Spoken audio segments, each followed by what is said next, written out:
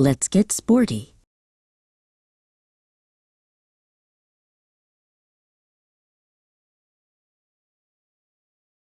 Welcome to Brentford, Valerie cried, ecstatic and elate.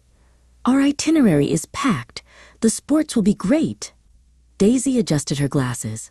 A serious news-reading pro. In Hounslow, we'll demonstrate everything we know. From the infancy of a game to its ultimate peak, it's the exhilarated thrill of the sporty we seek.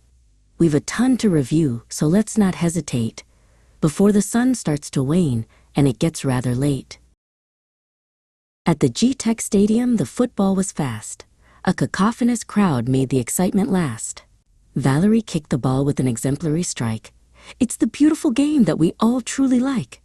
But the keeper was livid. His fury was dire, as Valerie's goal added fuel to the fire. No wonder they're winning, the fans did all shout, as the ball hit the net with a thunderous clout. Then Daisy took a basketball. Her aim was consistent, though the wind was quite variable and very persistent. Don't let the noise alienate your focus or mind, for a swish through the hoop is a treasure to find. Albeit the court was a bit of an eyesore, Daisy's jumps were so high, she was longing to soar. She didn't overlook the hoop's metal rim, as she dunked with a flourish and plenty of vim. In a leisure center hall, Valerie grabbed a racket. Badminton's the game, and she's here to crack it. The shuttlecock soared like an alien bird. Whack went the sound, the loudest ever heard. Don't be reticent now, Valerie yelled with a grin. Inconsistent serves are a sporting sin. We must maintain our stance and retain our lead, lest we falter in pace and diminish our speed. Daisy stepped into the squash court, a tiny, tight space where the ball bounces back with relentless grace. It's a bit of a dilemma, she said with a sigh. If I miss this next shot, I might just cry. The speed was horrendous. The pace was intense.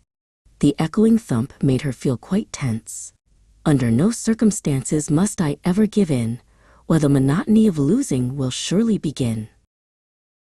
On the tennis courts, Valerie served an ace, with a smile of pure triumph all over her face. Your return was abysmal, she joked with a wink. It's bad enough to lose, but it's worse than you think. You're on borrowed time if you can't hit it back. Your backhand is lackluster and starting to slack. The sun was a golden, shimmering orb, as the drama of tennis began to absorb. Ping pong, cried Daisy. Table tennis is grand. With a tiny wooden bat held tight in her hand. She tried to mimic the pros with a spin and a flick, but the ball was too fast and the table too slick. I inadvertently missed, she said with dismay. It's a big mistake to play in this way. The ball went out of bounds. Oh, what a disaster. I need to be sharper and move even faster. Next, Valerie headed for the rugby pitch mud, where every tackle ends in a heavy, dull thud. It's a cacophony of grunts, she laughed as she ran, doing away with her hair tie and sticking to the plan.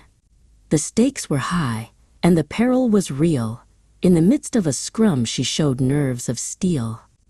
Don't sabotage the play, she warned with a shout, as she dodged through the players and wiggled about.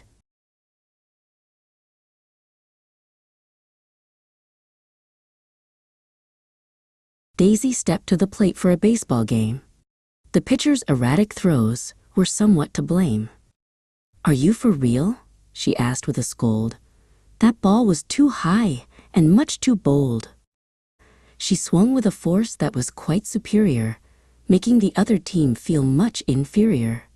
The ball flew so far it was out of the park, leaving a shimmering spark.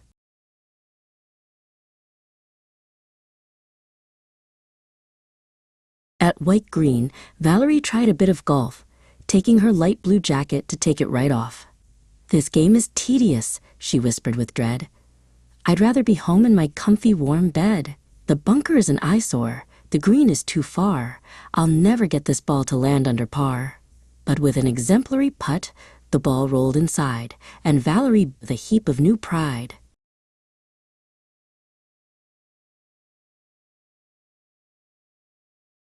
"Rounders," Daisy cheered. "A classic of old, where the stories of schoolyard legends are told." She ran to first base with a juvenile skip, trying her best not to stumble or slip. "Don't confiscate my fun," she cried to the sky, as she watched the Rounders' ball fly ever so high. It's reminiscent of summer and childhood days, lost in a happy and sporty-like maze.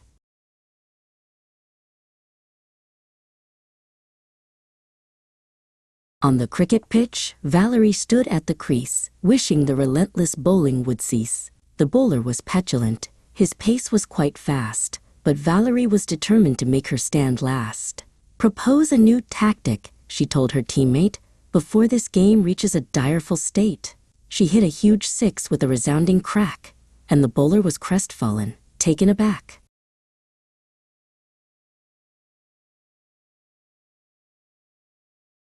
Finally, hockey on the artificial turf, where players move like the foam on the surf. Daisy's stick was a blur of hot pink and wood. She played better than anyone ever thought she could. "Don't retaliate," she warned as a player got irate. "Just maintain your focus and don't be too late." The scent of the grass and the sweat in the air showed that the spirit of sports was still there.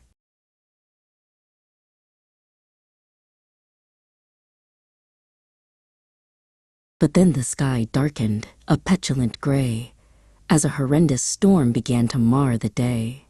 "The last straw!" cried Valerie, feeling distraught, as the wind became fiercer than they ever had thought. The pathetic fallacy of the rain and the gloom filled the wide stadium with a sense of impending doom.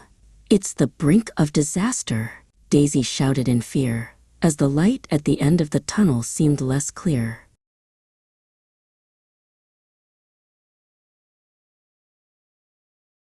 "We won't give in," Valerie yelled through the spray. "We won't let a malfunction sabotage our day. Though the weather is appalling and the circumstances dire, our passion for sports is a flickering fire." She started to run through the puddles and mud, her heart beating fast with a rhythmic thud. "It's anything but over," she called to her friend. "We'll collaborate together until the very end." The clouds gradually parted, the sun gave a wink, and things weren't as bad as the girls had first think. Back at the desk, they sat side by side, filled with a sense of professional pride. "A recap of our journey," Daisy said with a smile. "We've covered each sport and walked every mile. So get out and be active," Valerie did plea. "Let's get sporty together, just you and me."